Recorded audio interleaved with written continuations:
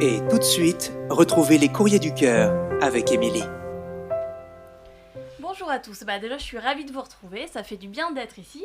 Et j'avoue que ça m'avait un peu manqué de piquer la place de Floriane pour vous retrouver quelques minutes en fin d'émission. Alors, moi je deviens un peu folle entre mon boulot qui a fermé, le couvre-feu, le fait qu'on n'ait plus le droit de voir du monde. Avant c'était simple, j'appelais Léa pour qu'on se fasse une petite soirée entre filles pour lui raconter mes déboires sentimentaux. Maintenant je me fais des soirées papotage avec mon chien et mes tagadas. On fait avec ce qu'on a. Aujourd'hui c'est un peu particulier, je vais pas répondre à un courrier d'un auditeur, mais je vais plutôt vous donner un petit conseil love, le petit conseil du moment. Alors on va pas parler de comment rencontrer l'âme sœur en ces temps de merde, à l'inverse on va plutôt parler post-rupture. Et comment se relever, comment se reconstruire, se raccrocher après une rupture douloureuse. Alors on est tous différents face à la douleur et de toute façon chaque rupture est tellement propre à elle-même qu'on la vit jamais de la même manière. Moi j'ai vécu toutes sortes de ruptures, de celles où je sortais direct avec mes potes pour fêter ça, à celles dont j'ai mis 2 ans à me remettre. Évidemment, pas de remède miracle, promis le jour où j'en trouve un, je vous fais un livre, Votre rupture en une journée. Ce serait génial. Hein. Oui, carrément.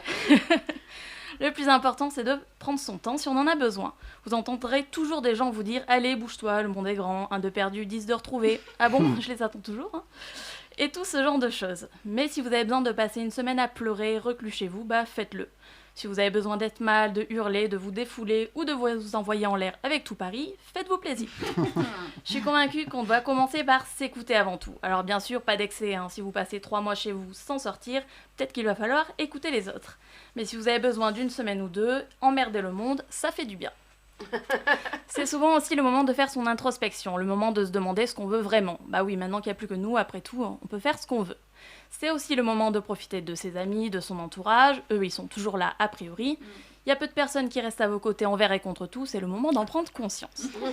Et enfin, mon dernier conseil, je le dois à une amie qui, après ma dernière grosse rupture, m'a dit un truc qui m'a un peu marqué. Elle m'a dit « Sois prête, quoi qu'il arrive, en toutes circonstances ». Alors je vous avoue que sur le moment, j'ai cru qu'elle parlait vestimentairement parlant. Donc j'ai acheté que des dessous en dentelle ultra sexy et très inconfortables, et j'ai mis que ça. Et puis au bout d'un moment, quand même, j'ai fini par comprendre qu'elle parlait pas du tout de ça, mais qu'elle parlait d'être prête à accepter qu'une nouvelle personne entre dans ma vie, que parfois ça arrive quand on s'y attend pas, et qu'il faut pas se fermer en se disant « Non, là je suis pas encore prêt », parce que c'est comme ça qu'on passe à côté de belles choses, et ce serait vraiment dommage. Voilà, je pense que j'ai fait le tour de l'essentiel sur les conseils de base pour vivre votre meilleure rupture. Et je terminerai juste là-dessus aujourd'hui. Dites-vous bien que tous ceux qui vous emmerdent en disant « Tu verras, ça finira bien par passer », ces petits cons-là, ils nous font chier, mais putain, qu'est-ce qu'ils ont raison. Merci Émilie, et pour lui écrire, c'est sur emily.pantouflexplosive@gmail.com.